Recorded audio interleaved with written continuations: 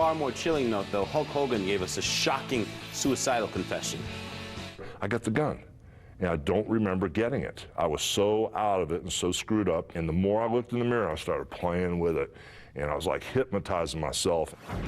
Up next, Hulk gets candid on his ex's cougar ways. And the hardest thing was just trying to talk to her when this kid that she's in love with used to go to the same school with my children. Plus, News. As Hulk Hogan chronicles in his new book, the pain he suffered inside the ring pales in comparison to the pain in real life. His son's car accident and his crumbling marriage sent him over the edge where he put a gun to his head. But it was a legend's daughter who kept him from actually pulling the trigger. Why? Why write a book? Why not just, you know, crawl up inside of a cave and just disappear and let people, you know, make you an urban legend? You got choices in life, good, bad, yes, no, yin, yang, all that stuff. You got choices to start living or start dying at the end of the day.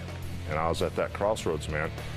When Linda filed for divorce, I actually believed in my heart that oath you make till death do us part, or better or worse. I actually believed everybody was on that page. Some people lose sight of it, don't take it serious, and when she filed for divorce, it caught me off guard. It blew my mind. Never been hit that hard. I crashed and burned. I emotionally lost it. Layla saw it, the people around me. And Layla, I was tight with her dad. I didn't know her very well. He just said hello and always teased with her a little bit. And I bottomed out. I sat in that chair and I started staring in the mirror. And I said, what happened?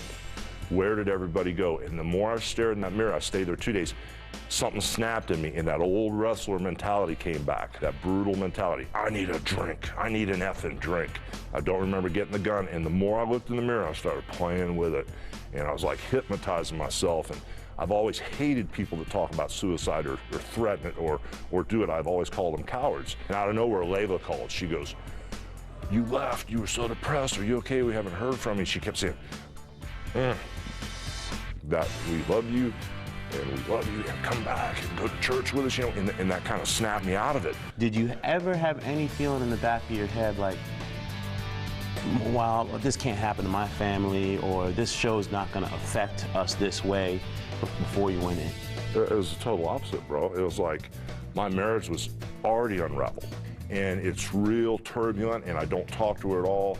And, you know, it's just like, it's tough because, you know, she's got her own agenda. She lives here in California, you know, and she's with her young boyfriend. And the hardest thing was just trying to talk to her when, you know, this kid that she's in love with, you know, used to go to the same school with my children. So, you know, Linda's, you know, in her 50s, and this kid just turned 20, I think now.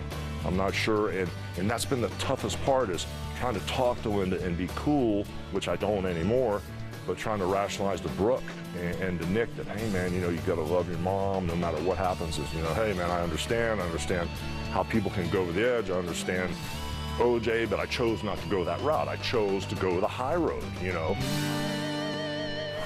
And good for